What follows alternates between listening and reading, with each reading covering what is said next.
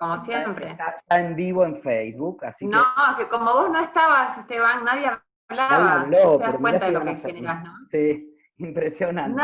Nadie mencionaba nada. Hola. Nadie dijo nada. Bueno, están todos nuestros ponentes y todas nuestras ponentes. Clarisa, Andy, Santi, Raquel, Romy, ¿cómo andan? Saluden. Hola, ¿cómo va acá?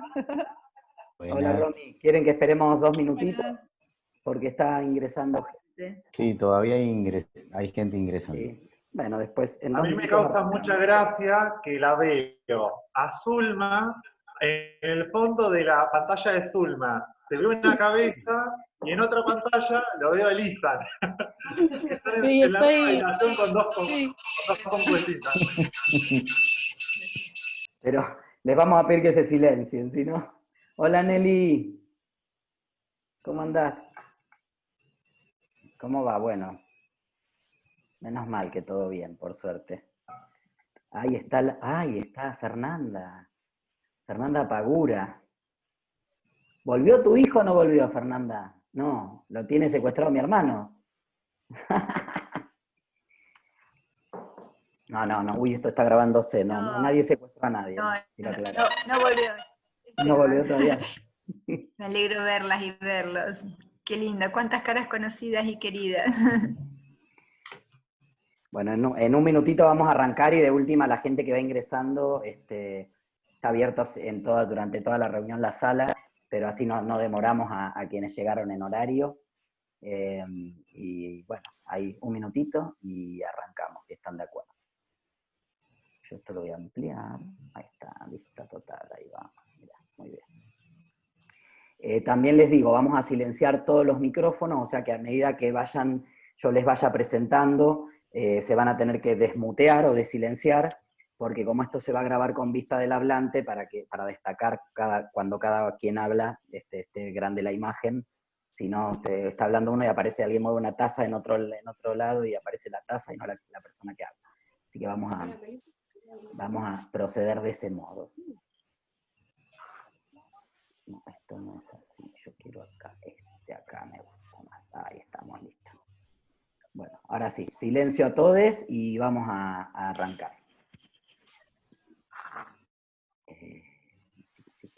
Silenciar a todos, muy bien, incluido a mí. No, yo no me silencio. Vale. ¿Qué tal? Buenas noches, ¿cómo están?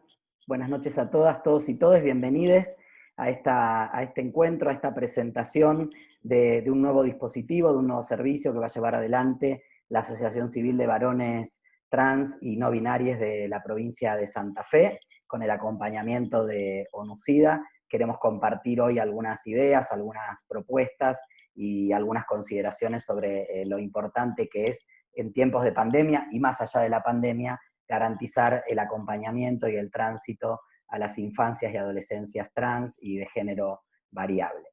Vamos a contar esta noche con un panel de alto nivel, de expertos y expertas, expertes que nos van a compartir distintas aristas de este trabajo y después seguramente podremos abrir un momento para el diálogo entre todas, todos y todes. Antes que nada, agradecerles la presencia. Mi nombre es Esteban Paulón, soy director ejecutivo del Instituto de Políticas Públicas LGBT+, e integrante de la Comisión Directiva de la Federación Argentina LGBT, y de 2015 a 2019 estuve a cargo de la Subsecretaría de Políticas de Diversidad Sexual del Gobierno de la provincia de Santa Fe. Y en ese sentido, para arrancar, quería comentarles que en el mes de noviembre de 2019 tuvimos la posibilidad de presentar un estudio provincial que se realizó desde la Subsecretaría conjuntamente con el Instituto de Estadísticas y Censos, una encuesta a 400 mujeres y varones del colectivo trans, personas adultas, donde se indagaban sobre distintos aspectos, pero también indagábamos en relación al proceso del propio tránsito, del propio descubrimiento, de la propia autopercepción de la identidad de género. Y un dato que nos llamó muchísimo la atención y que realmente creo que de alguna manera da sustento al trabajo que se realiza aquí, es ese dato, aquel dato que dice que, o nos dio evidencia de que más del 60%, el 63, 64% de las personas trans adultas de la provincia de Santa Fe identificaban la autopercepción de su identidad de género trans a veces sin poder ponerle nombre, pero digamos sentir y autopercibir esto que se estaba transitando entre los 0 y los 12 años, es decir, en la primera infancia y en la preadolescencia. Ahora, cuando se les consultaba sobre qué posibilidad tuvieron de expresarlo abiertamente en ese mismo momento, solo el 13% de las personas respondió afirmativamente. Esto muestra claramente como una vida vivida en 2 tiempos, ¿no? Un tiempo de lo autopercibido, de lo sentido, y otro tiempo que es el tiempo social, comunitario, de los entornos, de la familia, de la escuela, que van a distinta velocidad y que generan muchísima angustia, muchísimo padecimiento.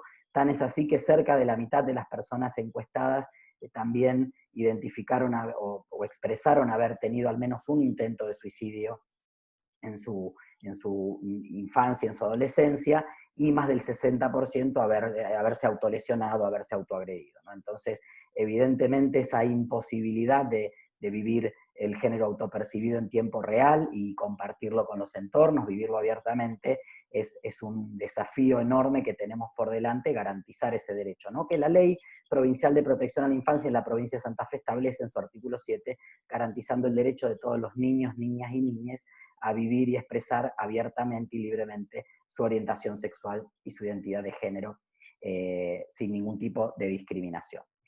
Por eso es importante este proyecto, pero yo solo quería hacer esta pequeña introducción para poder compartir este dato que me parece que nos sitúa ante el desafío que tenemos por delante, y quiero invitarles a compartir con nuestros ponentes, nuestros exponentes, algunas reflexiones sobre este tema. Y en primer lugar quiero invitar a Andy Panciera, quien es psicóloga, coordinadora del proyecto Género y Familia, quien tiene un poco a la cabeza la implementación de este proyecto, quien nos va a compartir algunas cuestiones importantes y también algunas estrategias y cursos de acción en el marco de este proyecto. Andy.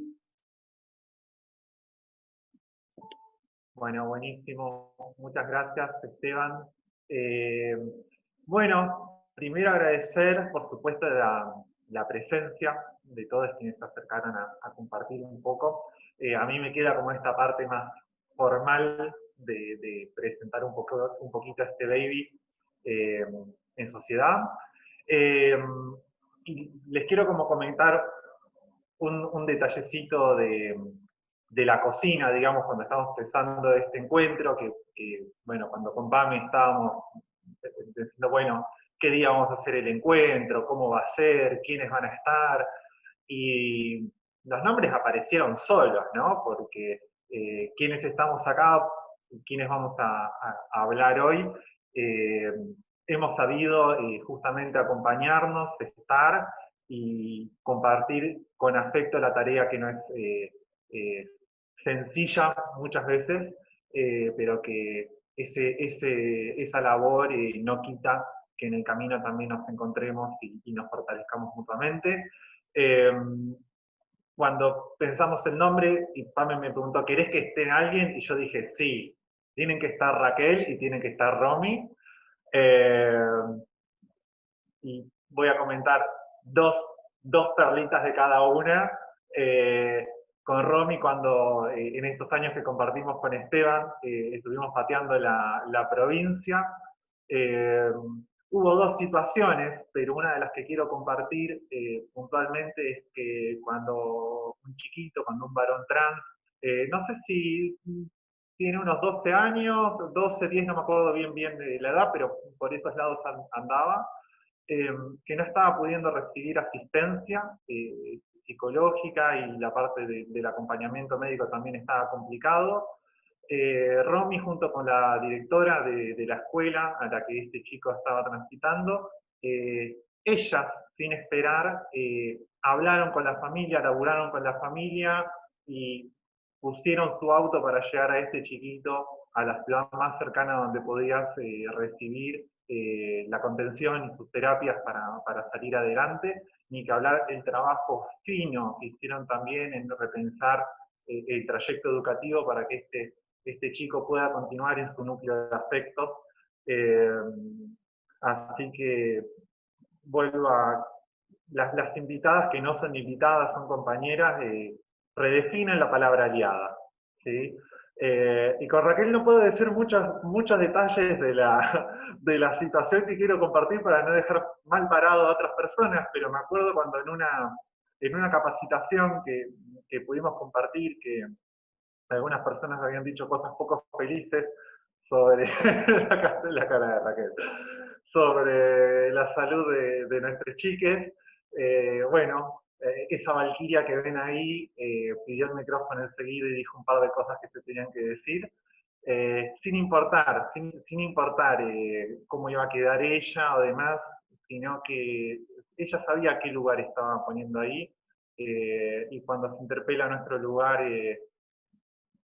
ella supo estar ahí a la altura. Bueno, ni que hablar con Clarisa después, cuando comentes. Yo voy a dejar ahí unas cositas por si querés retomar después, Clary. Yo voy a intentar ser sintética. Voy a intentar. Esteban, si me paso, por favor, decime y vuelvo un poquito al eje. No sé si puedo compartir pantalla. Sí, qué maravilla.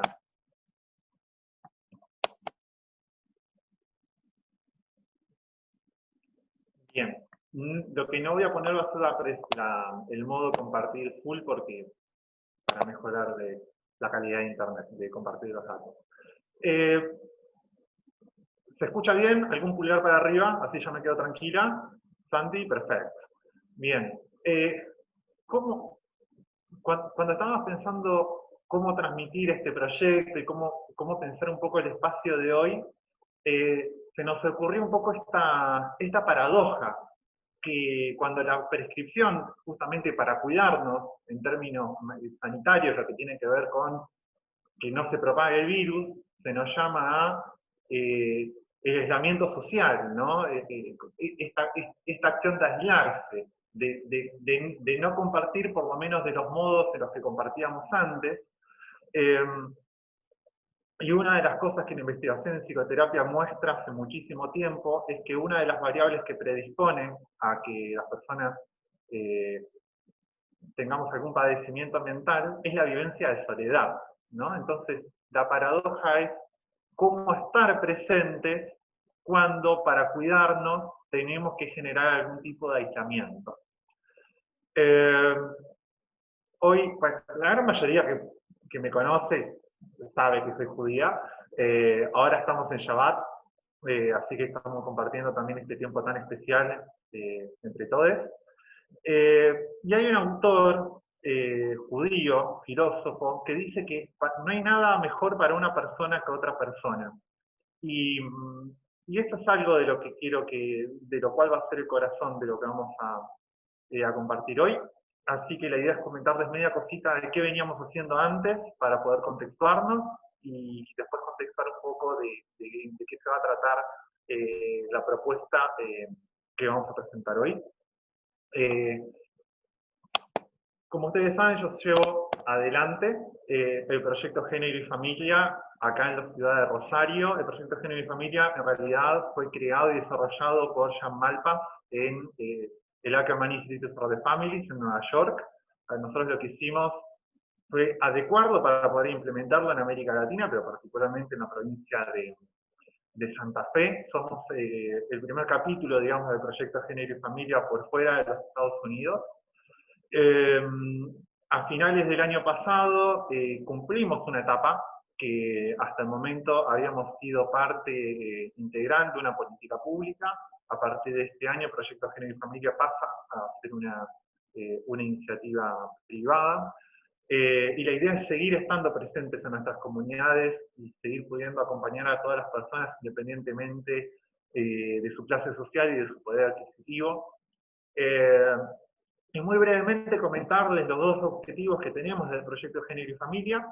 En el aspecto micro, digamos, tiene que ver con poder acompañar a las infancias y a las juventudes que no se encuentran en comodidad con el género que les fue asignado al momento de nacer, y tener presentes también en ese acompañamiento a su núcleo afectivo, a su núcleo familiar, y trabajar también con las comunidades en las cuales viven, por medio de distintas acciones afirmativas que les voy a comentar en dos palabritas ahora, y en términos macro, y un objetivo o una lente complementa a la otra. El otro objetivo macro que tenemos tiene que ver con promover la inclusión de los distintos rostros que el género va adoptando a lo largo de nuestras comunidades, por medio de distintas acciones, y lo que nosotros entendemos es que no sirve de nada, o muy poco alcance a tener si yo trabajo con un niño, con una niña, con un niño trans, si después esa persona va a salir de una sociedad que la vulnera, que no respeta sus pronombres, que le va a marginar y que no va a darle un lugar al cual pertenecer. Por lo tanto, entendemos que nuestro trabajo es en sí misma una forma de justicia social. No me voy a detener a comentarles todos los compromisos en términos del marco legal, pero sí sabemos que la Ley de Salud Mental en Argentina justamente prevé que no podamos realizar diagnósticos basados en la orientación sexual o en la identidad de género de las personas. Por lo tanto, justamente la idea de este proyecto tiene que ver con acompañar y no tratar, porque no estamos hablando de patología, sino que estamos siendo parte de la vida de niñas y de sus familias, y de justamente poder permitirles que sean quienes son y proteger de cualquier forma de violencia, y la idea es que podamos formar parte y crear comunidades de aceptación. También lo que la investigación muestra, las investigaciones realizadas por Catherine Ryan y Joanne Olson, es que cuando van subiendo los niveles de aceptación en los núcleos primarios afectivos, aumenta significativamente la calidad de vida. Entonces, claramente por el lado en el que van las cosas, es que podamos reconocer a las personas por quienes son y poder ponernos al servicio de sus necesidades sentidas para que puedan desplegar justamente su proyecto vital. Como les comentaba anteriormente, el Proyecto Género y Familia fue creado por John Malpass, y lo innovador de este proyecto es que combina de forma muy flexible lo que los distintos niveles de las relaciones de ayuda tienen para ofrecernos en el estar con las infancias.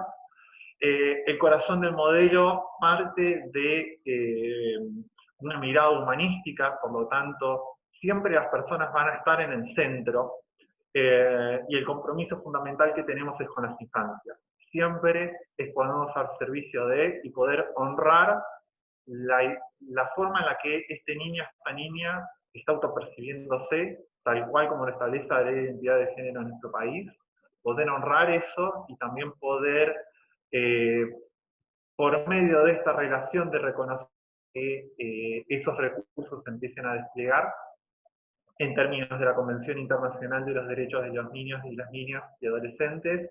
Podríamos pensar en el interés superior en este punto, y en función de ahí después empezaríamos a desplegar en forma conjunta cuáles serían las distintas formas de poder facilitar los procesos de crecimiento y de resiliencia por medio de lo que se necesite. A veces hay familias o infancias que lo que necesitan es un acompañamiento en la escuela, está dificultado ahí, otras veces eso está bien, pero sobre todo en la adolescencia puede que empiecen a haber algunas inquietudes para aumentar los niveles de conformidad y de comodidad con el propio cuerpo, entonces por ahí también tengamos que hacer algún asesoramiento. Otras veces las infancias, las juventudes están bárbaras, pero quienes no pueden acompañar, quienes están con algún proceso dificultado, son las familias, ya sean por cuando una persona transiciona, el resto de su núcleo vital, de su núcleo afectivo también es interpelado en su identidad. Entonces hay algo ahí que tenemos que trabajar en la continuidad del proyecto de la familia.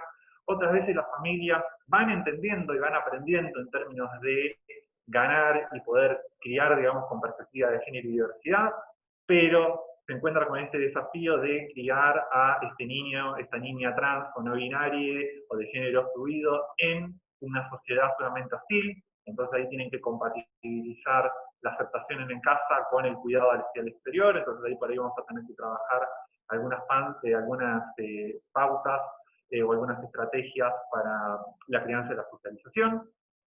como saben, un componente distintivo del proyecto Género y Familia fue el modo en el que trabajamos con los grupos de pares, con los grupos, ya sea con los grupos de infancias y de jóvenes o con los grupos de familias. Sabemos que eso tiene un efecto multiplicador de cuidado, y también tiene que ver con apostar al compromiso social que tenemos de una democracia emancipada, una ciudadanía emancipada, donde las personas no esperan que se les dé las cosas, sino que las personas hacen y demandan e instalan la agenda de sus derechos para protegerlos. Y por último, el conjunto de actividades que hacemos hacia la comunidad también para aumentar los niveles de cuidado.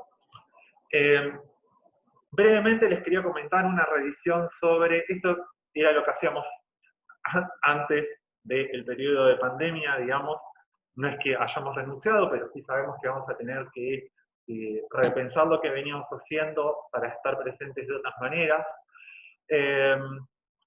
Y empezó a aparecer, sobre todo saben que la comunidad sí en Argentina a veces puede ser muy estructurada y puede tener como ciertas reticencias a seguir trabajando de forma tradicional o seguir siguiendo algunas cuestiones instituidas.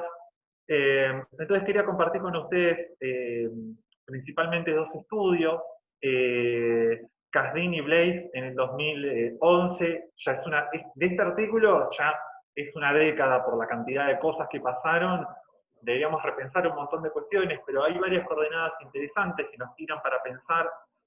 Más o menos el título de este artículo es reiniciar la investigación en las relaciones de ayudas para reducir la carga de la patología mental.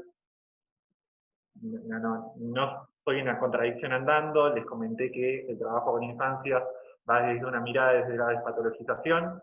Este artículo en realidad lo que piensa es justamente para alteraciones en el estado de ánimo y otras cuestiones, pero sí plantea qué pasa cuando los usuarios no pueden acceder a los servicios de salud o cuando a lo que acceden no es adecuado.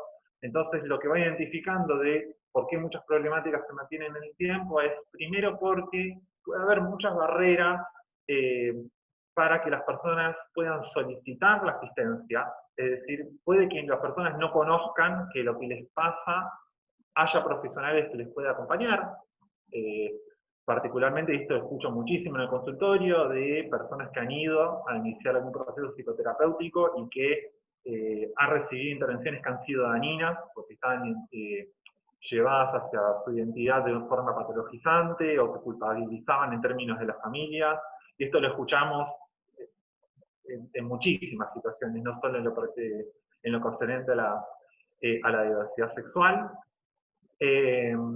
A veces también tiene que ver con la desigualdad en cómo están conformadas nuestras ciudades, y esto voy a comentar en otro momento, pero muchas veces no hay conciencia de que pueda haber algo que ayude desde ahí, o a veces inclusive las personas están en tal nivel de, y acá vemos también el efecto de lo que es vivir dentro del closet, ¿no? A veces ni siquiera las personas se permiten reconocer quiénes son y por lo tanto buscar ayuda para que se les pueda acompañar en ese proceso.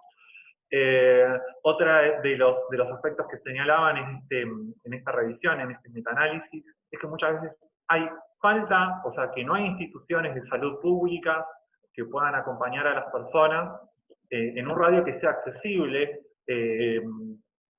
Hace poco empecé a ver a un joven adulto ya trans que me comentó que se iba a Buenos Aires, a Capital Federal, a atenderse, porque no sabía que en la provincia de Santa Fe había profesionales que le pudieran atender. Imagínense lo oneroso que se hace eso, y también que muchas veces extrapolamos algunas cuestiones que tienen que ver con la sensibilidad cultural de la región, de la localidad en donde la persona vive, que a veces eso hace que cueste más. Otras veces, cuando las personas sí llegan a algún lugar, algún servicio de salud, los profesionales que les atiendan no tienen perspectiva de género y diversidad, y que particularmente no conocen las necesidades que pueden tener en los distintos momentos del ciclo vital, personas trans, no binarias, género fluido, Santi, fíjate, siempre tengo el binder a la mano porque últimamente cuando estoy haciendo las capacitaciones acá desde casa lo suelo mostrar. Pero una de las cosas que comento es cuando yo estoy trabajando con un adolescente, muchas veces trabajamos con el binder en la mano, forma segura de, por ejemplo, cómo realizarlo. Y si vos no tenés capacitación específica, no vas a poder acompañar a las personas en algo que va a tener con su cotidianidad y que va a tener injerencia directa en su calidad de vida. Y muchas veces encontramos que hay profesionales que intentan hacerlo mejor en su buena voluntad, pero cuando estamos hablando de relaciones de ayuda, con voluntad sola no hacemos. También hay un conocimiento de lo específico que vamos a tener que hacer para poder estar a la altura de los desafíos. Y otras veces, y esto nos pasa mucho también, que como somos pocos los profesionales que estamos asistiendo, muchas veces la capacidad que tenemos de atender termina siendo desbordada. Entonces muchas veces hay listas de espera que las personas tienen que esperar mucho y sus problemáticas se terminan agudizando. E insisto, no porque la identidad de género sea en sí misma una problemática, pero sí cuando las personas están conviviendo con un proceso de vulneración durante mucho tiempo, eso puede llegar a dejar secuelas. En relación a eso, otro de los dispositivos que habíamos implementado anteriormente, y ahí les dejé el link para que lo puedan buscar, no sé si conocen, ResearchGate es un portal donde distintos investigadores de muchísimas profesiones subimos y compartimos nuestras investigaciones. Este es un servicio, un espacio de escucha por demanda espontánea. Ahí les muestro el flyer que usábamos en su momento. Que básicamente la propuesta consistía en estar para cuando las personas tenían la necesidad de ser escuchadas.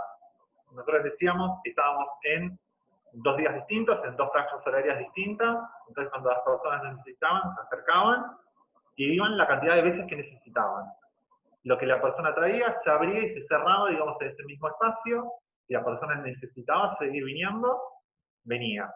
Algunas personas, trabajamos, en promedio estábamos hablando de entre 4 y 6 encuentros, hay personas que venían una sola vez, y muchas veces lo que hacíamos era, sobre todo en la franja de los jueves a la tarde, esto coincidía con el espacio que Varones Trans tenía su reunión semanal, entonces muchas chicas, antes de tener ese espacio de pares, venían a compartir algo, a plantear una inquietud, y también ese era un espacio que ayudaba a trabajar esto de que no hubiese espera.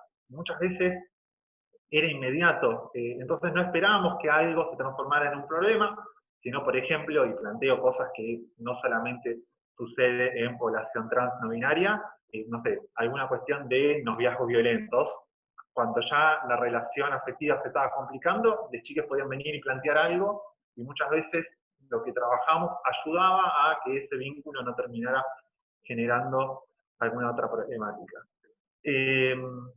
Hasta acá comentarles lo que veníamos haciendo. ¿Cuál es el tema ahora? Aislamiento social preventivo y obligatorio. Entonces, ya no nos podemos encontrar más físicamente y nos encontramos con la obligación de repensar lo que veníamos haciendo.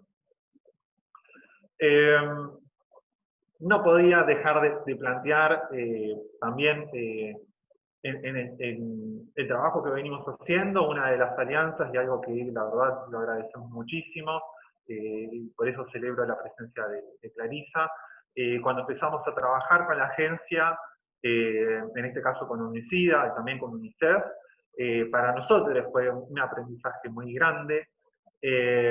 Cuando se planteó la Agenda 2030, la agencia justamente se planteó un montón de objetivos, yo acá recorté algunos para pensar con ustedes, para el desarrollo sostenible de los estados, y justamente también por eso le invitamos a Romy para poder charlar un poco en trabajar la educación, a Raquel para trabajar un poco el eje de salud y pensando la salud también en un aspecto integral. Pero fíjense que la idea de repensar las estrategias de los dispositivos que estamos realizando, yo me quiero centrar en la franja de abajo. Porque por supuesto, vivir en la pobreza siempre va a atravesar nuestros dispositivos, y en sí misma predispone a las personas a cualquier tipo de vulneración independientemente de su identidad de género y de su orientación sexual. Ahora, si yo no puedo dar cuenta de las desigualdades y de la inequidad por cuestiones de género, voy a poder hacer muy poco en los dispositivos. Y fíjense lo que les comentaba antes, también lo que tiene que ver con la sostenibilidad de las ciudades. Lo que sí encontramos es que si yo soy una persona trans, una persona de género no binario, de género fluido, y vivo en Santa Fe, en Ciudad de Santa Fe, en Ciudad de Rosario, seguramente la cantidad de profesionales que me puedan asistir, voy a tener para elegir. Ahora, ¿qué pasa cuando vivo en una comuna rural? ¿Sí? Nosotros tenemos fenómenos de concentración urbana, que no solamente en cuestiones Sí, de 5 acceso a la minutos, salud, sino Andy, pensemos 5 también minutos. en que la concentración de la ciudad hace que hasta ambientalmente eso no sea sustentable. Entonces también uno de nuestros desafíos va a ser cómo poder llegar a los lugares que no son las cabezas de la región. Por eso, bueno, ahora les voy a plantear un poco que la idea es cómo presentar dispositivos que tengan, que se basen en las tecnologías de la información y la comunicación. El tema es que también vamos a tener una dificultad, que, no sé, les voy a mencionar un programa muy exitoso que es de Trevor Project, por ejemplo, en Estados Unidos. Es un programa que tienen asistencia en las redes para prevención del suicidio y utilizan distintas vías de redes sociales, pero fundamentalmente un servicio telefónico. A lo largo de esta pandemia yo me encontré con jóvenes que cuando empezábamos a hacer una videollamada se cortaban, o que no tenían plata para cargar el teléfono, o el dispositivo que tenían no estaba en condiciones, o directamente en el lugar donde estaban no llegaba a internet o tenía muy mala señal telefónica. Y esa desigualdad también nos va a complicar. Ahí voy, Esteban, lo redondeo muy rápidamente, gracias por ir por la marca horaria. El proyecto que estamos presentando entonces va a tener básicamente 3 grandes componentes flexibles para poder ir moldeándolo a lo largo de su implementación, y básicamente a partir de los requerimientos de los usuarios. Así que podamos tener un espacio telefónico para recibir las emergencias. Por emergencia, y por eso les mostraba el artículo, el primero, de lo que aprendimos de ese dispositivo comunitario de los espacios de escucha por demanda espontánea, nos referimos a lo que emerge, aquello que las personas tienen la necesidad de poder plantear, y a partir de ese espacio telefónico de encuentro, vamos a ir viendo cómo podemos estar para las personas. Muchas veces tendremos que realizar derivaciones pertinentes a organismos de salud o instituciones estatales, y por eso les mostré uno de los compromisos de los objetivos de la agencia. Después vamos a tener un espacio online de consultoría, que la idea es poder ver cómo ese mismo trabajo y ese mismo acompañamiento trasladado a modalidad online. Le voy a dedicar 2 palabritas a esto antes de cerrar. Y por último también la idea es poder pensar un dispositivo de acompañamiento familiar, que esto también lo venimos haciendo.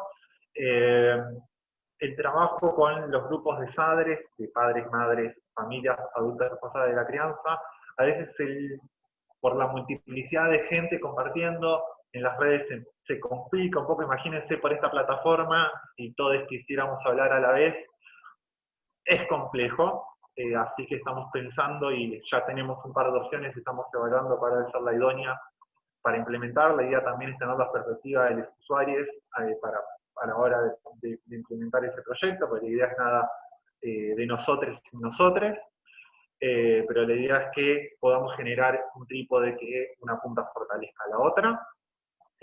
Y básicamente les quería mostrar que la idea no es hacer algo que es lanzarse al vacío.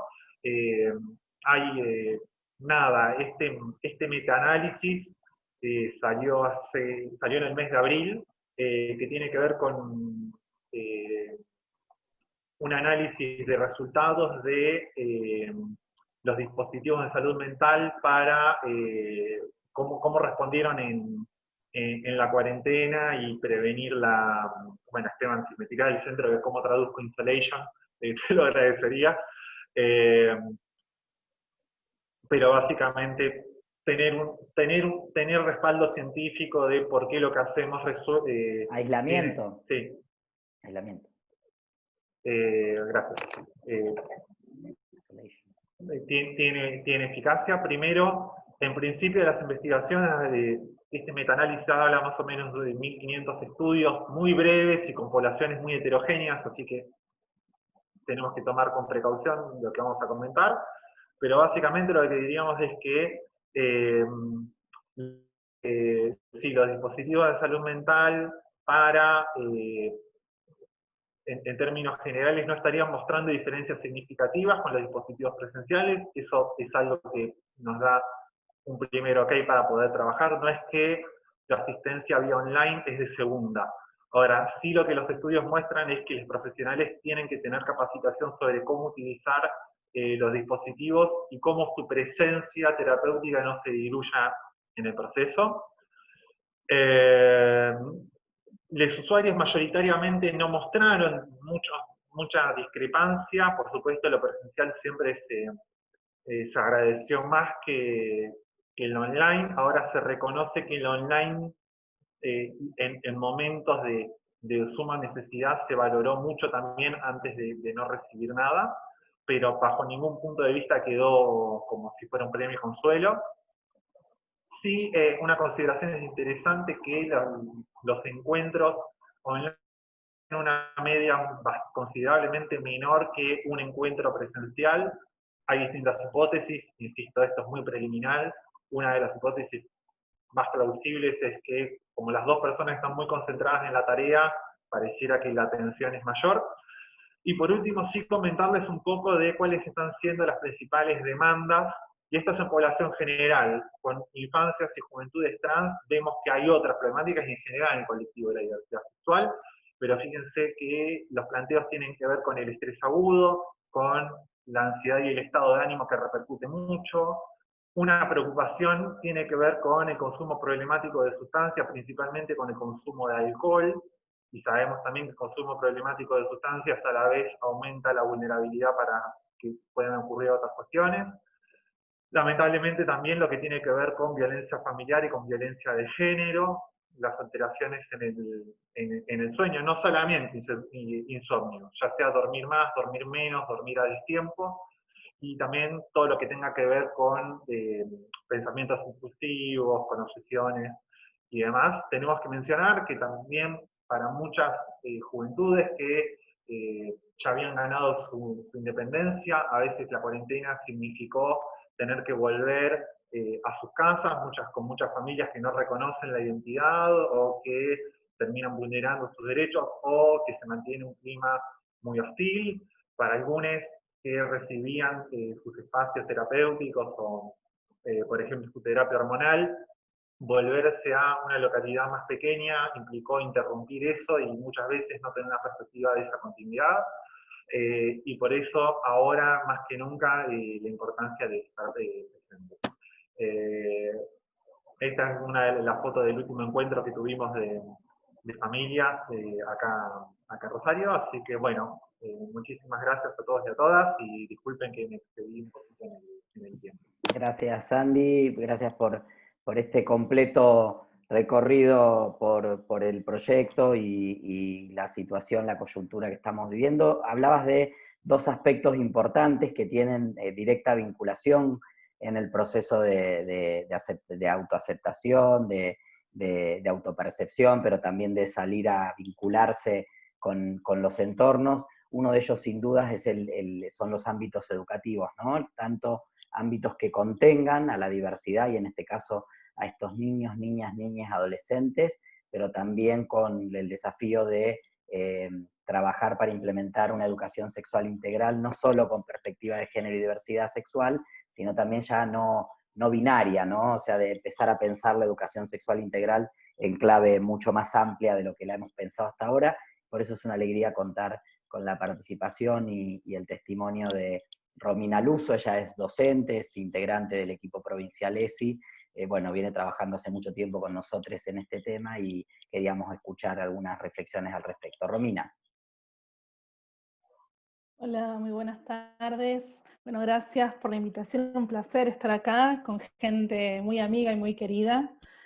Bueno, sí, venía pensando un montonazo, venía pensando mucho en qué decir y cuando recién venía Andy hablando decía, bueno, hay que retomar todo esto.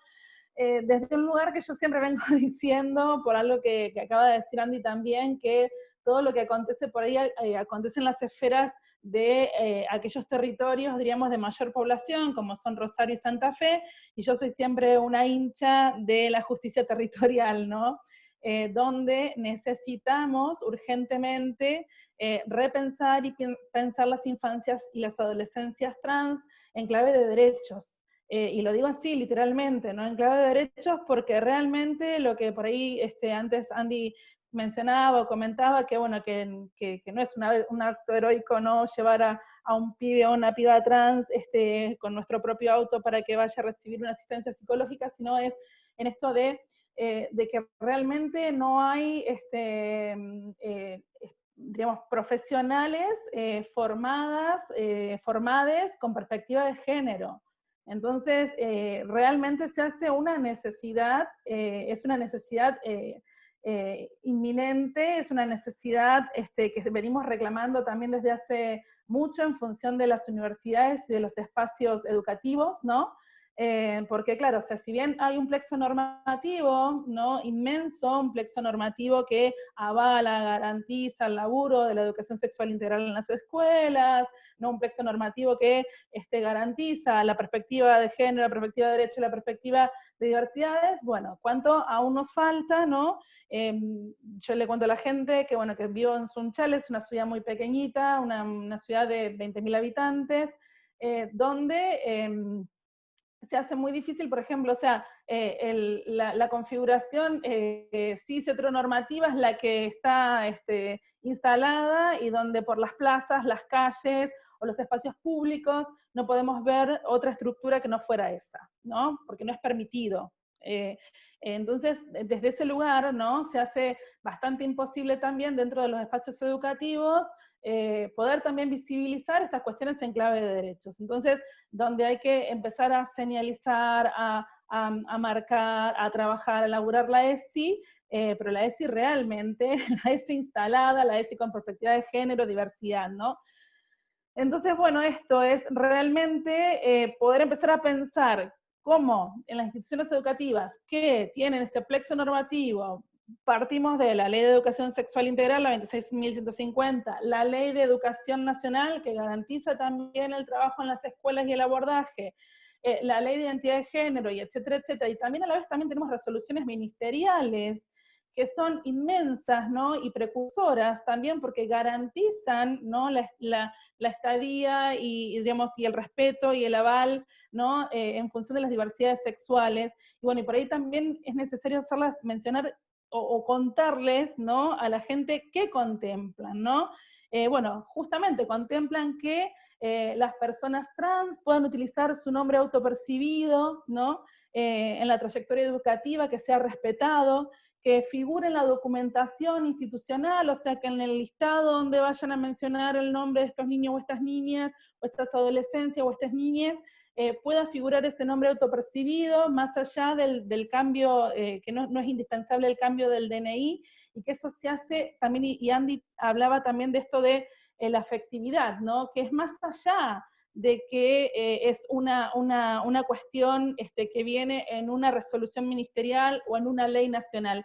Tiene que ver con la morosidad en la que yo puedo alojar a estas infancias o estas adolescencias dentro del plano educativo, ¿no? El respeto a lo que autoperciben, a lo que sienten, a lo que realmente, bueno, justamente también sabemos que uno de los espacios más expulsivos y donde existe más discriminación es justamente también la escuela, ¿no? Bueno, en la encuesta que ustedes han realizado el año pasado, uno de los espacios de mayor exclusión y discriminación es la escuela, ¿no? Entonces, desde ese lugar también nos planteamos qué está pasando, teniendo este gran plexo normativo, ¿no? Que nos avala y nos contiene para poder trabajar y para poder contener y sostener a las infancias y a las adolescencias trans, ¿no? Donde también debemos promover un proyecto institucional que también garantice, ¿no? El vivir, el poder estar dentro de una institución y poder desarrollarse plenamente dentro de la escuela, ¿no? Entonces, desde ese lugar, ¿no? Nos planteamos también, y bueno, y justo el otro día estábamos haciendo un trabajo, ¿no? Y poder pensar también, y lo charlábamos con vos, Esteban, la semana pasada, esto de que no hay materiales disponibles en clave, ¿no? De la diversidad sexual, que no hay, o sea, todo el material que usamos en las escuelas, o que se usan en las escuelas, desde los manuales, y les invito a leer, y hemos tomado algunas frases, y hemos tomado algunas partes y algunas fotos e imágenes de los manuales que todavía aún hoy se usan en la escuela primaria, de los libros, por ejemplo, digo de biología porque soy profe de biología, vengo de ese palo, de los libros de biología con los que la docencia trabaja dentro de las instituciones educativas, donde el binarismo prima y el determinismo biológico prima en esos materiales. Entonces, realmente, ¿no? Cuando vamos a veces a las escuelas y cuando traccionamos el trabajo de la docencia, y bueno, pero nosotros tenemos este material, y vienen estas láminas, y están acá, ¿no? Y ese binarismo y esos cuerpos ausentes todavía aún hoy, a mí por lo menos me hacen mucho ruido. Entonces, ¿de qué manera podemos dar herramientas para que esta docencia, que todavía, estamos de acuerdo que todavía aún hoy no hay mucho material disponible, hay muy poco material disponible, he leído en algunos libros de salud y adolescencia que han salido el año pasado, muy fresquitos, de algunas editoriales nuevas, que recién empiezan a pensar la perspectiva de género, pero a la hora, por ejemplo, de desarrollar los órganos genitales, hablan del sistema reproductor masculino-femenino, y ahí otra vez, ¿no? Entonces ahí también volver a remar otra vez con esto, y de qué manera poder a lo mejor trabajar con la docencia para poder cuestionar ese material que existe. Cuestionemos con las adolescencias, con las infancias, ese material disponible. ¿Son estos los cuerpos que existen? ¿Son estas las posibilidades que existen? ¿Son esto lo que queremos trabajar? ¿Esto es lo que somos? ¿Esto es lo que sentimos? ¿Esto es lo que nos atraviesa? ¿Solo somos ese órgano genital que nos muestran, no? Porque también empezar a pensar en estos cuerpos más allá de un cuerpo biológico, sino de un cuerpo que es, no un cuerpo social, un cuerpo cultural, no un cuerpo que se construye, desde otra mirada mucho más integral de la corporalidad, que no es solamente eso a lo que se remite, ¿no? Entonces, desde ese lugar creo, ¿no? Bueno, así yo hablo de las ciencias naturales porque vengo de ese palo, pero así también lo podemos ver en las ciencias sociales, en la historia, lo podemos ver en lengua y literatura, lo podemos ver en un montón de otros espacios curriculares que también están atravesados por ese binarismo y ese determinismo biológico, ¿no? Entonces, desde ese lugar, ¿no? ¿De qué manera podemos, que me quedan 2 minutos? ¿Sí? Ah, bueno. Ahí le meto pata entonces. Bien, ¿de qué manera, ¿no? Empezar a pensar, repensar las actividades educativas, ¿no? De construir estereotipos, mitos, planificar actividades no sexistas, sensibilizar, ¿no? Y realmente propiciar la empatía, ¿no? Trabajar con ese eje tan maravilloso de la ESI, que es la afectividad, pensar desde ese lugar, desde ese plano que nos atraviese, ¿no? Que nos inunde, ¿no? Para poder comprender, ¿no? Esto de la diversidad, para poder garantizarles una estadía mucho más amorosa a todas las personas y que se sientan identificadas en esto, ¿no? En que, bueno, que no soy solo un cuerpo binario, un cuerpo, ¿no? O una cosa, sino que soy una persona que siente, que me atraviesa, que me pasan cosas, ¿no? Bueno, eso. Y bueno, y también trabajar mucho en la cuestión que tiene que ver con la discriminación, visibilizar aquellos puntos, ¿no? En los que la discriminación está todo el tiempo en las instituciones educativas, ¿no? Y ver de qué manera se desnaturalizan algunas cuestiones que están tan enquistadas dentro justamente de este binarismo. En educación tenemos entonces estas resoluciones, la resolución 143/12 que nos permite hacer el cambio de los títulos, ¿no? En función de un cambio de DNI, y la resolución 2529/13 que nos permite justamente, ¿no? O sea, es un apéndice de la ley de identidad de género que nos permite esto, poder garantizarles un espacio mucho más amoroso, mucho más diverso, mucho más plural a las infancias y a las adolescencias, ¿no? Bueno, eso es, y bueno, y por favor, ¿no? Que todo lo que ustedes están pensando llegue a todos los espacios de nuestra provincia y no solamente los puntos donde hay mayor concentración de personas, que llegue a todas esas infancias y adolescencias trans porque es sumamente necesario. Gracias, Romina, gracias por compartir esta experiencia y estos desafíos hacia adelante, y dependerá de todas, todos y todas tejer la red para que esto efectivamente llegue a cada rincón de la provincia en este trabajo comunitario. Hablamos de educación y también tenemos que hablar de salud, que es otro de los aspectos centrales. Bueno, se viene charlando, se viene planteando en esta presentación ya en varias oportunidades, y nos parecía importante contar con la experiencia y con la mirada y con los aportes de Raquel Tiziani, quien es médica sexóloga, y bueno, una compañera que viene trabajando desde hace mucho tiempo también, conjuntamente con varones trans y no binarios de Santa Fe, y desde distintos espacios, tejiendo estas redes de las que hablamos, para que bueno, estos servicios lleguen lo más extendidamente posible. Raquel, te escuchamos. Hola, buenas noches a todos. Bueno, agradecer por supuesto la invitación. Me acuerdo la anécdota que contó Andy, fue muy graciosa.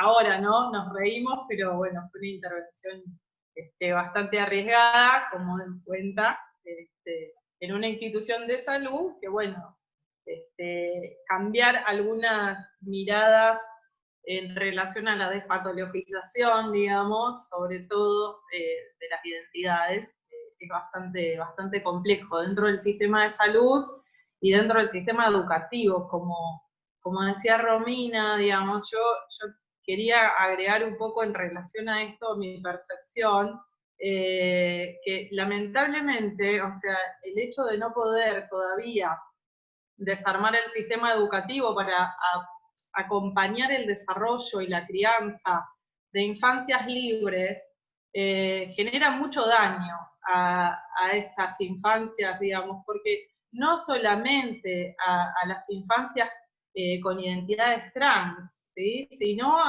también a las niñas y a los niños que se identifican con sus identidades cis. O sea, ¿por qué? Porque la construcción del modelo binario y la aparición del género y los mandatos condicionan la vida de todos, digamos, de alguna manera, y violentan, por ejemplo, a los varones cis con la posibilidad de expresar emociones, y a las niñas cis con la construcción del amor romántico. O sea, de alguna manera a todos nos condiciona y nos influye en lo que posteriormente va a ser nuestra vida y nuestras relaciones en la vida adulta, ¿no?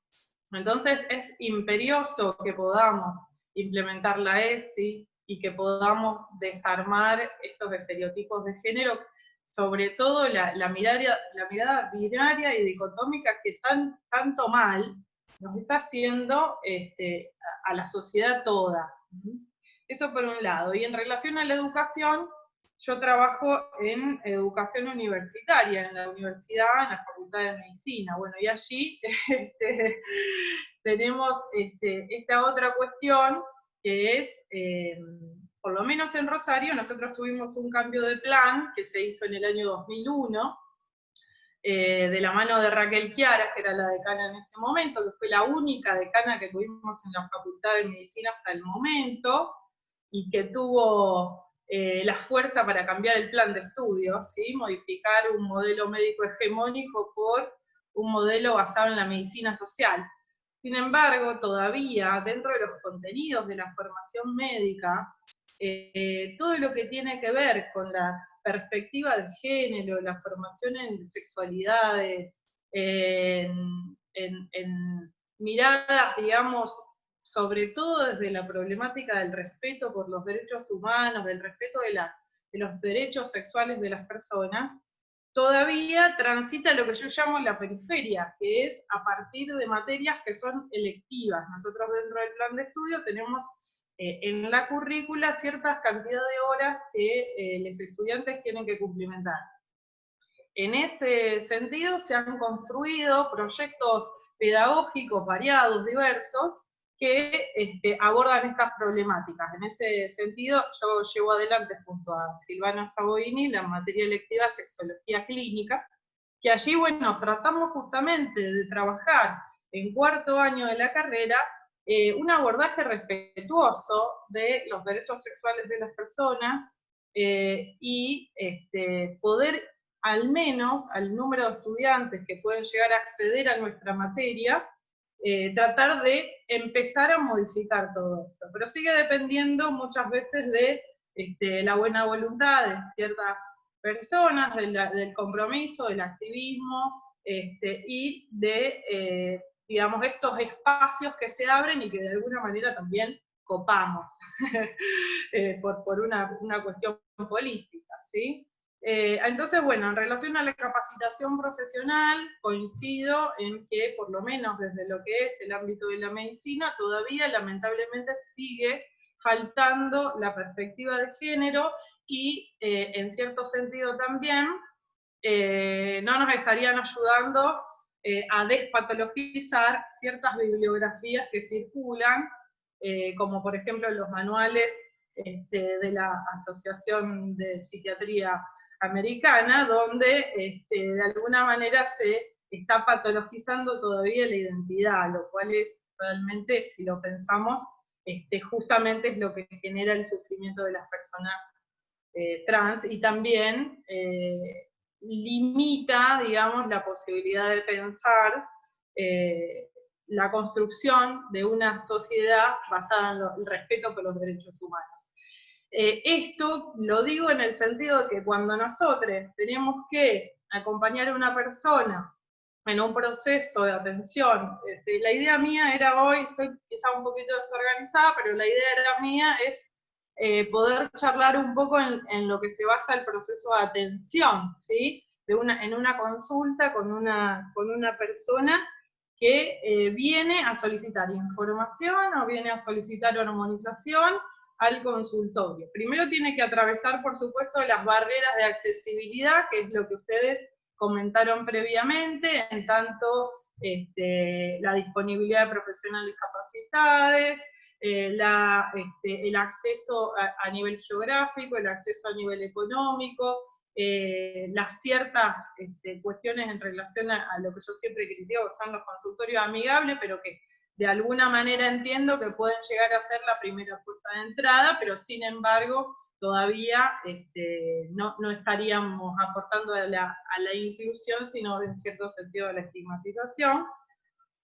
Pero bueno, una vez que se atraviesan estas barreras y se logra, digamos, acceder a un consultorio donde se dé una consulta en este sentido de salud sexual para una persona trans, yo lo que siempre hago, y en este sentido trabajo más que nada con adolescentes y personas adultas, no acompaño niñas porque hice clínica médica, digamos, entonces no hago pediatría.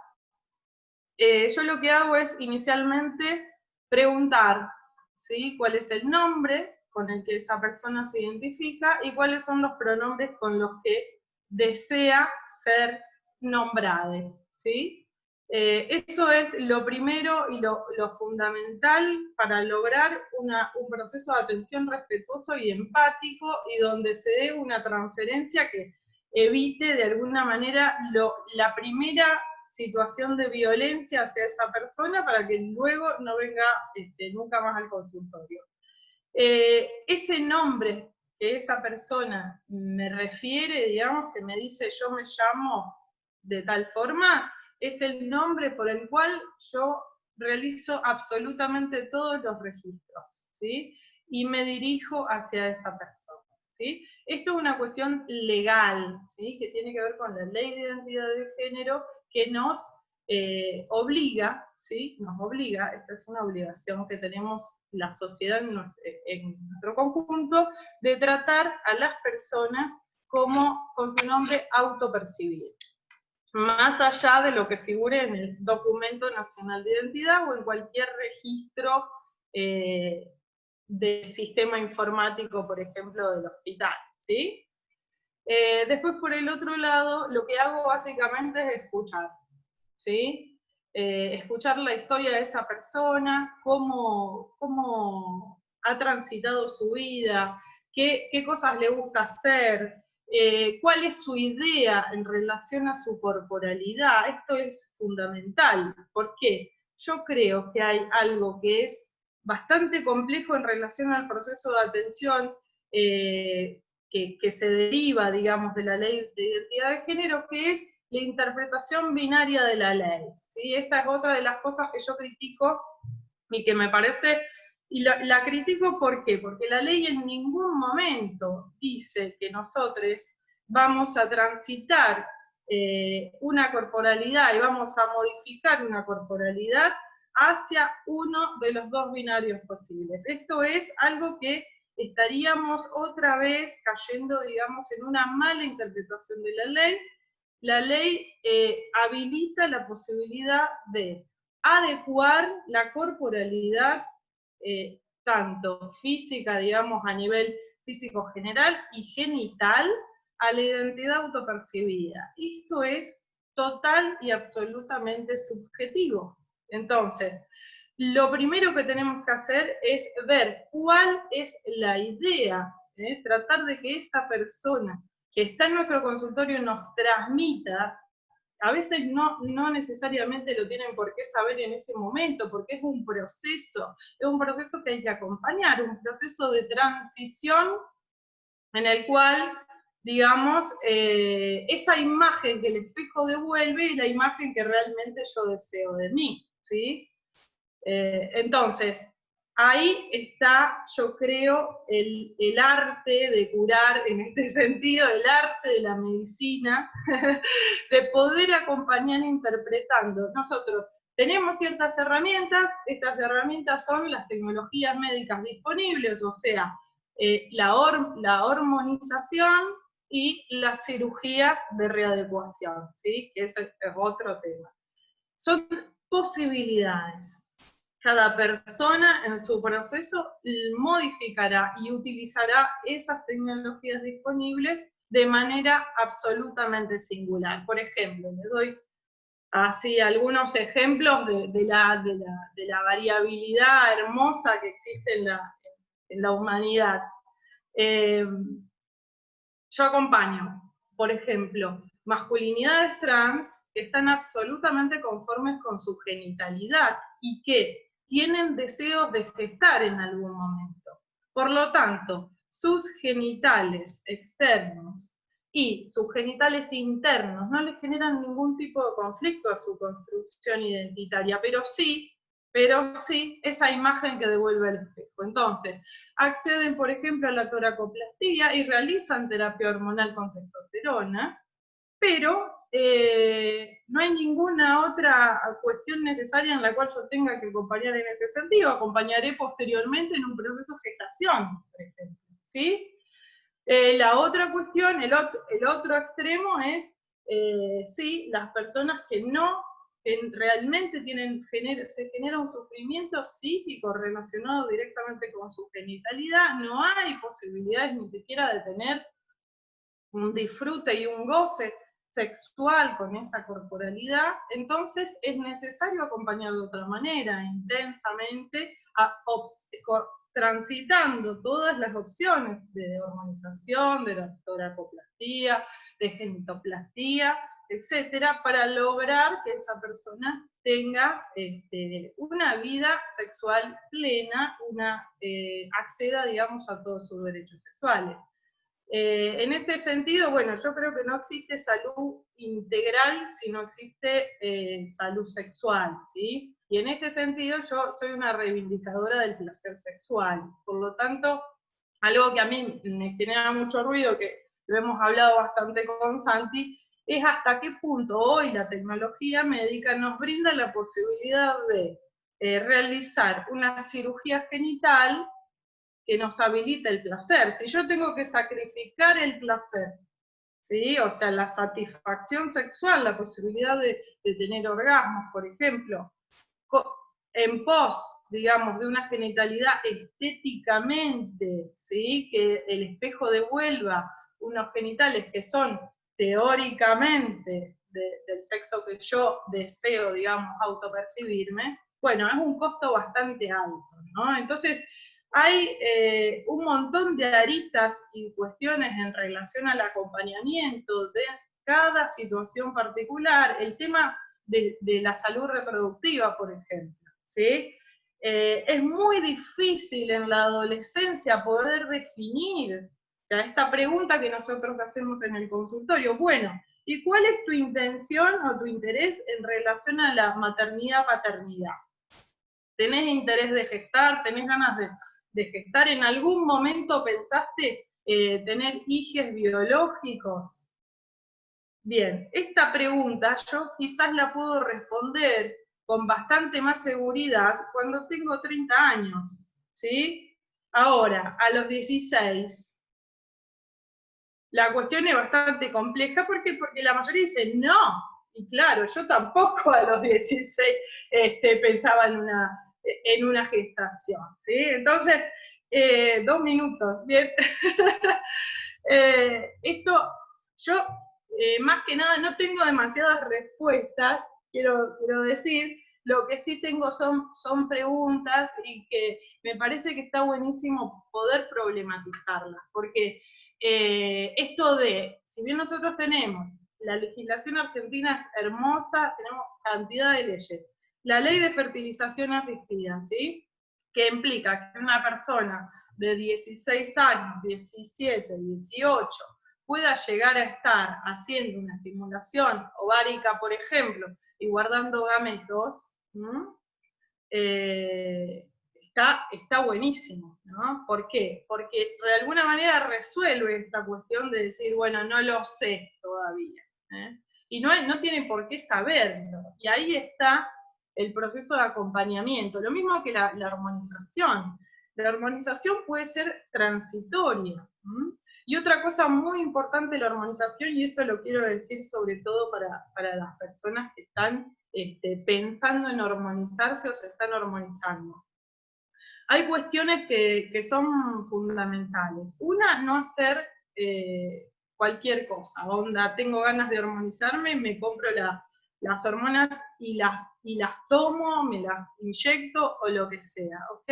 Es necesario lograr un acompañamiento por parte de un profesional de la salud, porque como todo medicamento tienen efectos que son deseables o posibles, o sea, por ejemplo, que no nos venga más la menstruación, que nos crezca el vello en la cara, etcétera, etcétera, y por el otro lado tienen efectos adversos y complicaciones. Muchas personas tienen otros problemas de salud sumados, por ejemplo, diabetes, problemas de hipertensión o VIH, por ejemplo, conviven con el VIH y realizan tratamiento para el VIH, por lo tanto, la medicación, las hormonas interaccionan con esos medicamentos y es muy importante hacer un acompañamiento total y absolutamente personalizado. No se pueden hacer tratamientos sistemáticos. Eso es otra de las cosas que yo por ahí lamentablemente veo de ciertos espacios donde se hace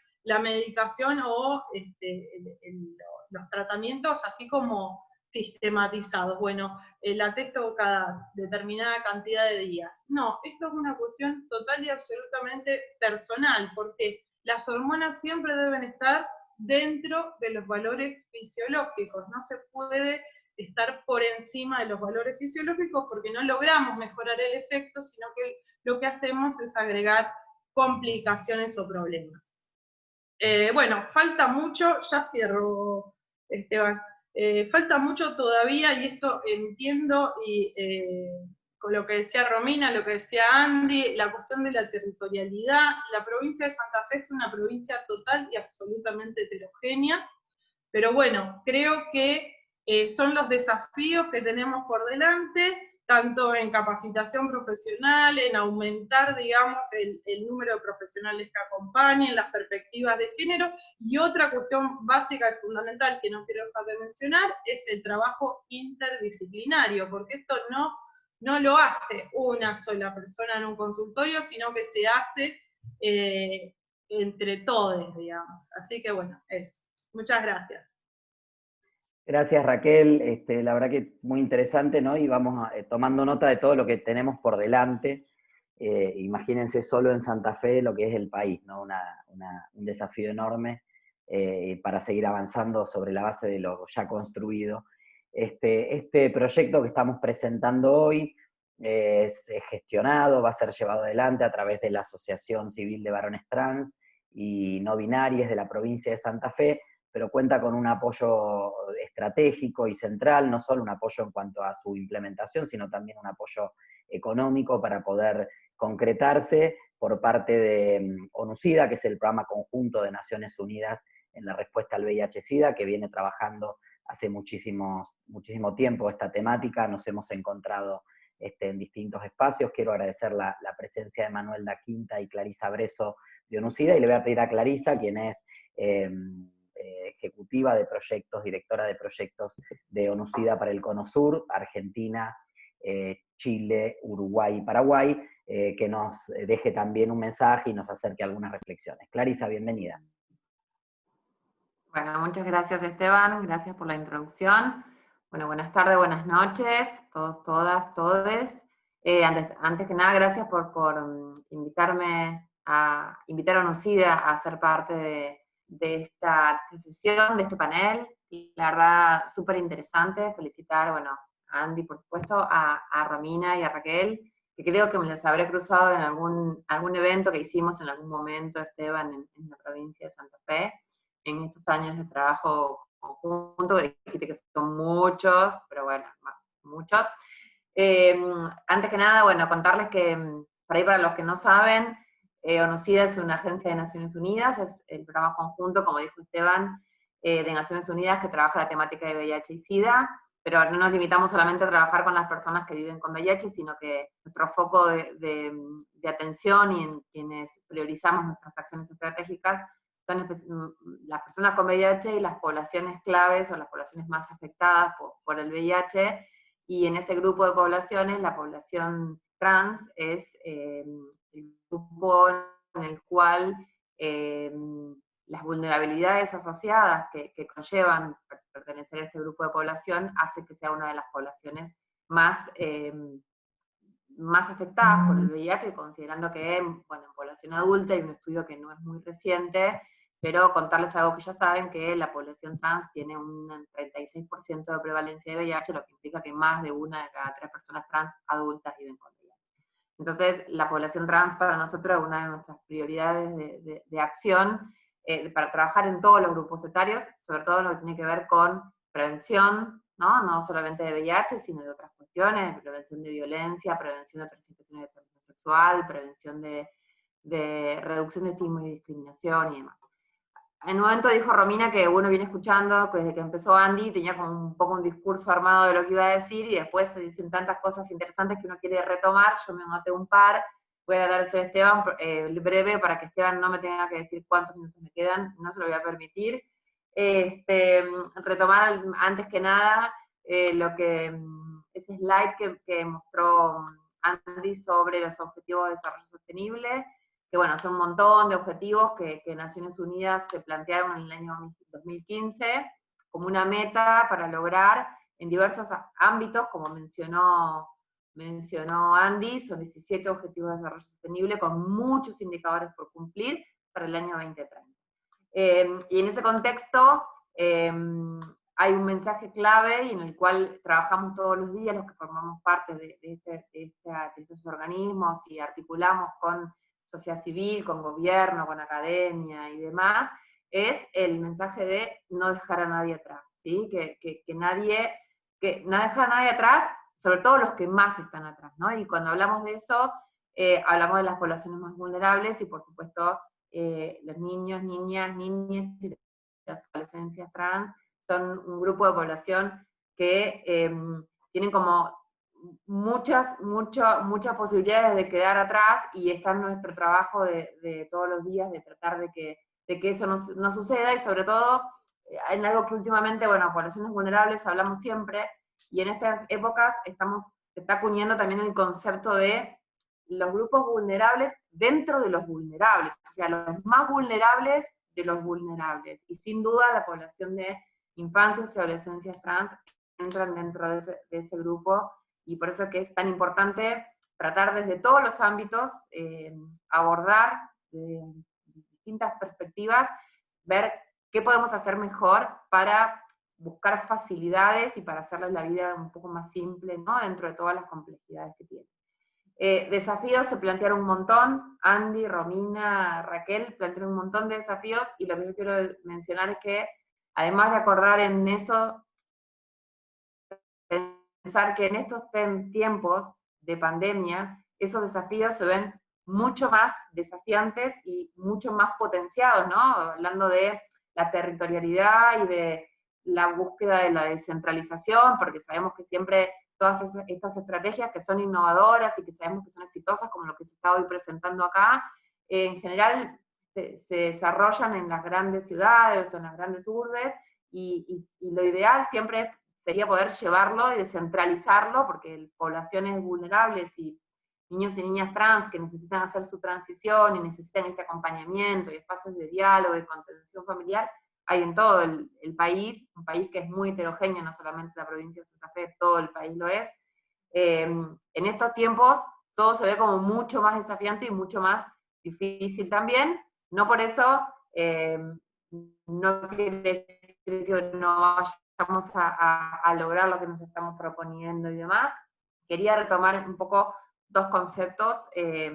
Uno es el de que desde NUCIDA, como organismo de Naciones Unidas, que básicamente priorizamos y focalizamos nuestras acciones articulando con la contraparte del Estado, por eso trabajamos mucho tiempo, ya veníamos trabajando de antes, pero estos 4 años de gestión donde Esteban estuvo al frente de la Secretaría de Políticas de Diversidad Sexual en Santa Fe, la verdad que pudimos llevar adelante muchas acciones que tuvieron un impacto muy importante. Pudimos implementar durante 4 años el programa de acceso integral trans, donde el año pasado focalizamos en lo que fue infancias y se desarrolló el protocolo de atención para infancias trans. Ahí fue donde empezamos a articular también con, Pame, Santi, Andy, de varones trans.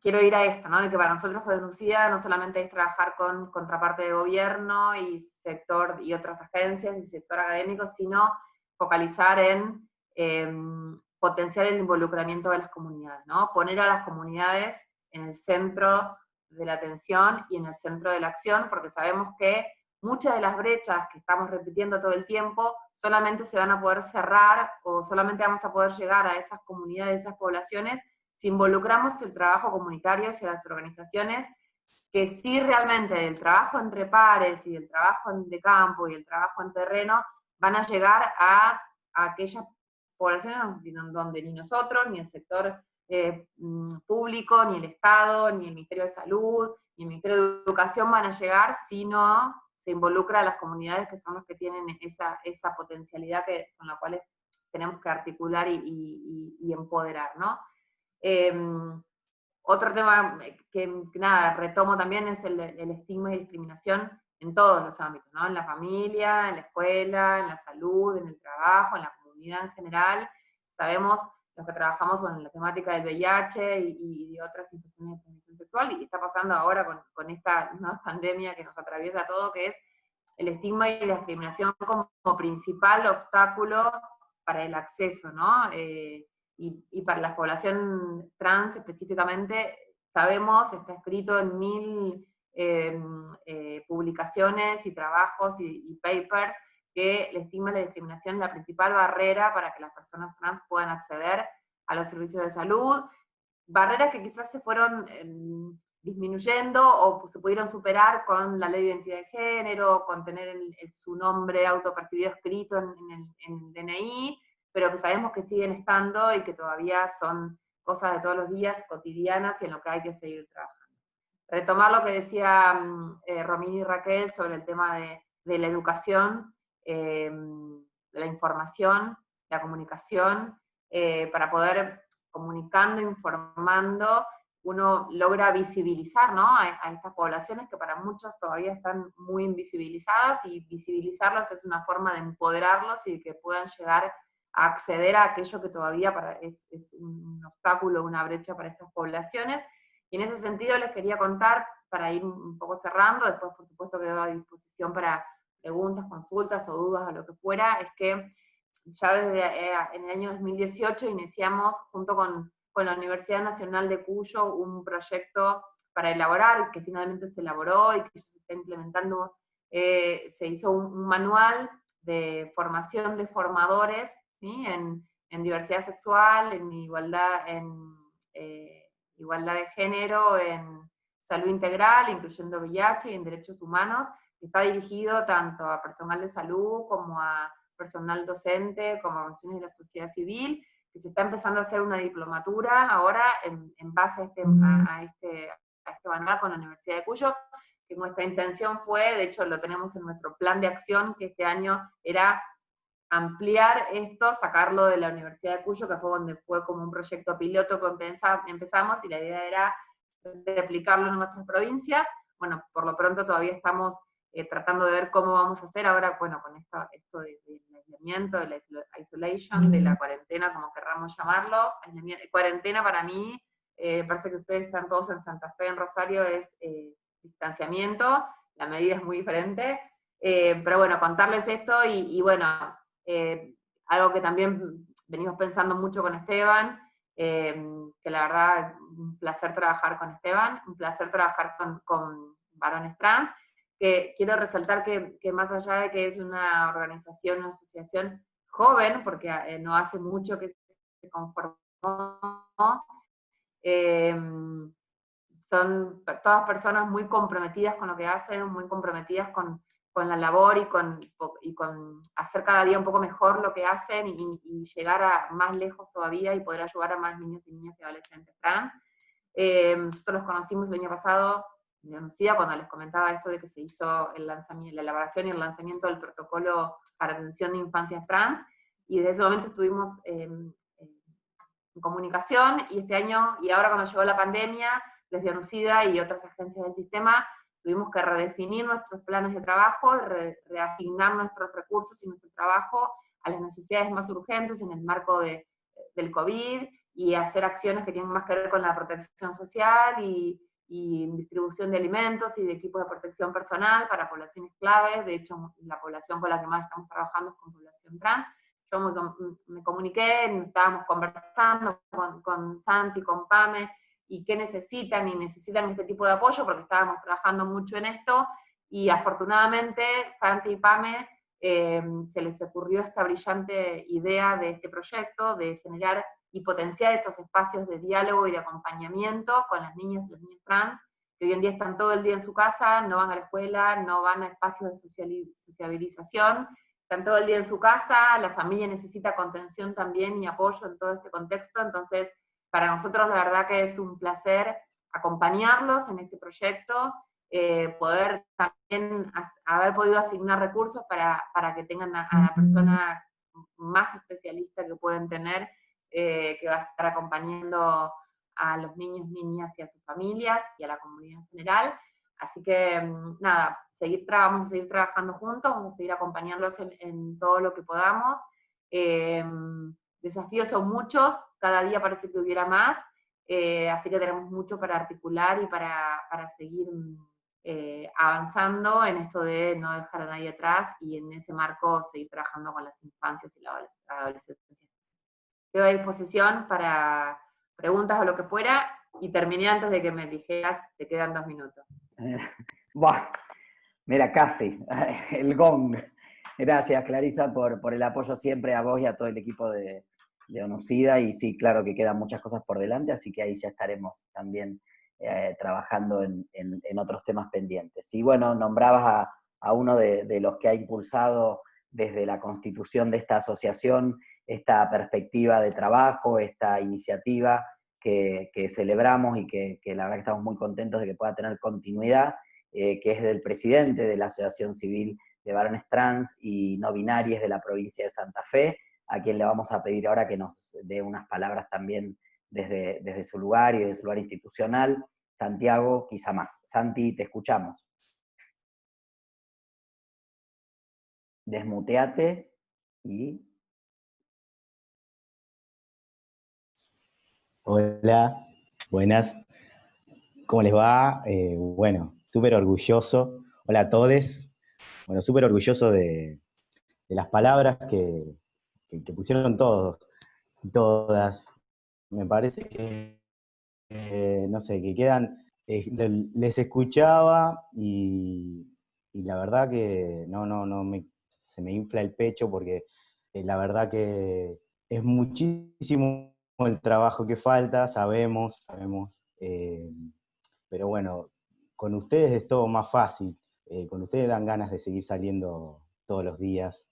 Hace más de 110 días que estamos aislados en esta pandemia y bueno, la organización de varones trans y no binarios se tuvo que replantear otra forma de trabajar, de encontrarnos. Empezamos con asistencias de comidas, de viandas y eso, y en eso del día a día nos dimos cuenta que había otra cosa más importante que nos estaba faltando, que era esto de la conexión humana, esto de otra persona, del vernos, de la palabra de aliento, del abrazo, del encontrarnos para mis compañerites, sobre todo mis adolescentes, compañerites, era muy importante el espacio de reunión y eso de alguna manera nos construía y nos fortalecía. No era un solo día a la semana, sino que nos empezábamos a encontrar todos los días. Bueno, cuando empezó a faltar eso, que no alcanzaba con la asistencia de comida, que había cosas más importantes que estaban pasando dentro de los hogares, que era mucho más grave, que te falte un plato de comida o esto de que no poder salir a trabajar o no poder salir a estudiar. Y bueno, rápidamente lo hablamos con las personas que sabemos que siempre están para estas cosas, Andy, Raquel, bueno, y Clarisa. Sin lugar a duda, sin ustedes sería todo muy difícil. Bueno, nada, yo súper orgulloso de ustedes, del trabajo, de las ganas que le ponen. Sé que esto es todos los días. Andy, no sé cuántas horas se la pasa hablando con compañeros de todo Santa Fe. Bueno, eso no tiene precio, o sea, yo creo que sin personas que se pregunten realmente, como Raquel ha hecho estas preguntas que todavía no tienen respuestas, esas son preguntas del consultorio que sabemos que siempre están ahí, que hay compañeros que las hacen, que muchas veces nosotros las trasladamos al consultorio de los profesionales, porque hay todavía compañeros que no se animan muchas veces a repensarlo, y está re piola que lo hagan. Salir del binarismo es un trabajo 24/7 para nosotros, y en eso estamos, y con profesionales así que realmente no tengan la respuesta a todo tan fácil y que lo solucionen muchas veces con un texto sacado de alguna publicación. Para nosotros es importante que sea más humano el poder encontrarnos y esto de poder pensar realmente de que muchos de mis compañeros, sobre todo adolescentes, van a tener un futuro muchísimo mejor que el que tuvimos muchos de nosotros, que hoy ya somos adultos, sobre todo pensando en esto, de poder pensar realmente quién querés ser el día de mañana y no tener que encajar o adaptarte a la fuerza o que alguien te termine diciendo para dónde tenés que ir, sino que vos puedas realmente elegir el camino y que ese camino esté protegido por una sociedad que te respete. Me parece que eso es, a eso vamos. Yo la escuchaba a Romy y sí, es todo lo que está bien. Y bueno, la escuchaba a Raquel y nada, siempre la celebro. Y bueno, y sin Esteban ahí empujando un montón, no hubiéramos en algún momento aparecido. Me parece que eso también es importante, que hoy no estamos teniendo el mejor acompañamiento a nivel provincial político, pero bueno, me parece que las organizaciones que estamos sosteniendo a los compañeros en el territorio, lo hacemos con gente que realmente está comprometida con el colectivo y con gente que tiene ganas de trabajar. Nada, eso. Celebro que nos hayamos encontrado, que estemos en el camino, en el mismo camino, que es esto de poder pensar a futuro las infancias y las adolescencias realmente libres. Nada más. Orgulloso de ustedes. Gracias. Gracias, Santiago, por estas palabras. Gracias, Clarisa, Romina, Raquel, Andy, por los aportes. A mí me va a tocar la parte más, ¿cómo se llama? Desagradable. Me tengo que poner la gorra y decirles que estamos con el tiempo súper pasado, pero les quiero proponer y los comprometo a Santi y a Andy y a todos, si les parece que pensemos en alguna nueva instancia ya para trabajar un poquito más. Y, se le escucha nada. Se me fue. Ahí estoy. Ahí voy. Ahora sí. Ahora sí. Sí, ahora. Estamos terrible. Eso Nucida no puede hacer nada, ¿no? Por la conexión y por el ancho de banda. No, por ahora no. Veremos. No, decirles que me toca la parte más amarga, me tengo que poner la gorra y decirles que estamos con el tiempo súper complicado, pero sí invitarles y comprometer a Santiago y a Andy que en el nombre del proyecto organicen alguna otra instancia de trabajo un poquitito más, donde podamos profundizar, intercambiar con los ponentes, así que si están de acuerdo, seguramente nos estaremos encontrando en breve. Agradecerles nuevamente a quienes nos han acompañado, que han sido muchos de toda la provincia, y nuevamente gracias Santiago, Romina, Clarisa, Andy y Raquel, y comprometerles para volver a encontrarnos y seguir profundizando. Así que muchísimas gracias y nos vemos la próxima. Gracias, Esteban. Gracias a todos. Cariños. Muchas gracias. Gracias. Chao. Hablamos. Buen fin de... Igualmente. Muchas gracias. Chao. Chau, Zulma. Nos vemos mañana nosotros. Mañana a las 6, los que quieran, Estamos ahí con Zulma y Lisandro también. Tenemos otra ronda. Así que mañana a las 6 busquen en las redes. Seguimos mañana a las 6 y después lo paso. Así que seguimos, seguimos conversando. Otra cosa. Sí, que... Y a las redes en las redes de varones, sobre todo en el Instagram, a partir de hoy, bueno, largamos lo que es un cafecito solidario, es la forma de ayudar a la organización. Saben que nosotros nos autogestionábamos, bueno, en esta situación de pandemia no nos estamos pudiendo gestionar con nada. Bueno, es la forma de colaborar con un cafecito o varios cafecitos, o los que quieran, bueno, los que puedan. Entran al link de ahí y colaboran con la organización. Ahí va, buenísimo, después lo pasamos. Gracias, hasta mañana. Gracias. Nos vemos. Chau.